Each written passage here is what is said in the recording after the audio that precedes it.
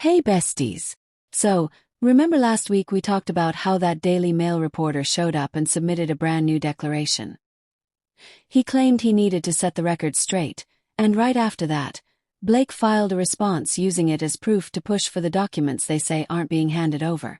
Now Leslie Sloan has jumped in too, filing her own response. She argues this new declaration proves the other side acted in bad faith and is asking the court to award her attorney's fees, even though she already filed a proper motion for those fees months ago, which still hasn't been ruled on. She's using a rule that allows a new motion if new evidence comes up. It's clear that James coordinated with them, likely hoping they'd both get documents and help Leslie win her attorney's fees. Why? Who knows? It's ridiculous. What makes this even more wild is that James previously sent Wayfair a bunch of documents in June accusing Leslie of lying and running a smear campaign against Blake, even before Jed Wallace was hired. He literally admitted Leslie was behind planting stories with that reporter. Now Leslie and her legal team are acting like they've got a smoking gun and are demanding attorneys' fees and costs, claiming the Wayfair side made false claims just to stir public outrage and silence Sloan. But honestly, it feels like the real censorship is aimed at Wayfair and anyone criticizing Blake. Their one possible defamation claim is that Sloan told the reporter Blake was sexually assaulted, which they backed up with a vague text.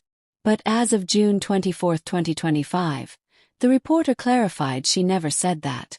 In fact, in a new text from December 25, he outright told Melissa Nathan he never mentioned anything about sexual assault. Oh, here's the thing. This isn't even a new exhibit. It was already included in the original complaint. The ambiguous text from Zuka appears in paragraph 193 of the amended complaint, and he apparently clarified the meaning just weeks later. Despite that clarification, the Wayfair parties still chose to sue Leslie Sloan, accusing her of falsely claiming that Blake was sexually assaulted, an allegation they knew wasn't true. Leslie is now arguing that her entire lawsuit was based solely on that one paragraph, which just isn't accurate. That paragraph was only part of a larger conversation. The claims also involve Leslie allegedly feeding negative stories about Wayfair and baloney to the Daily Mail and other media outlets as part of a broader smear campaign to support Blake Lively. It seems like Leslie's legal team is focusing on this one narrow detail, that single text, to distract from the larger context. Feels like a red herring. The real issue is the broader effort to damage Wayfair's and baloney's reputations by planting stories in the media, possibly with Leslie's help as Blake's publicist. That includes coordination with major outlets like the New York Times, something a publicist like Leslie would naturally handle.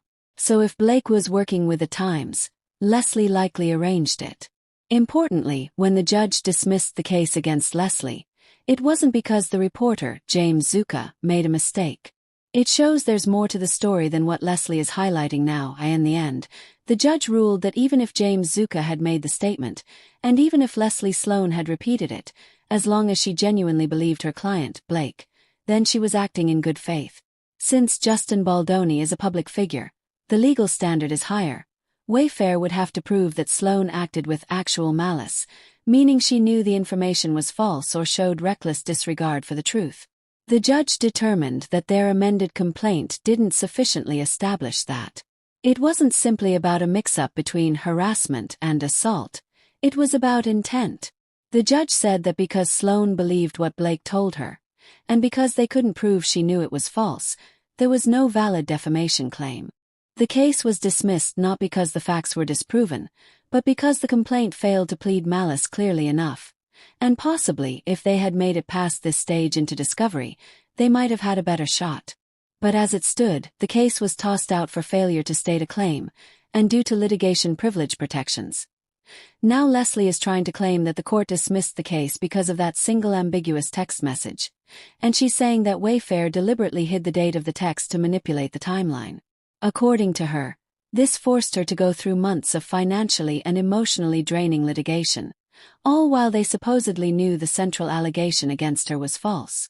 She points to the fact that Wayfair included an undated version of the text in their California lawsuit against the New York Times, then filed an amended version of that complaint 2 days later, removing the text. She also claims they refused to turn over a full, dated version of the text chain during discovery. But here's the thing. The case was dismissed before discovery was even complete, so it's not unusual that those documents weren't produced yet.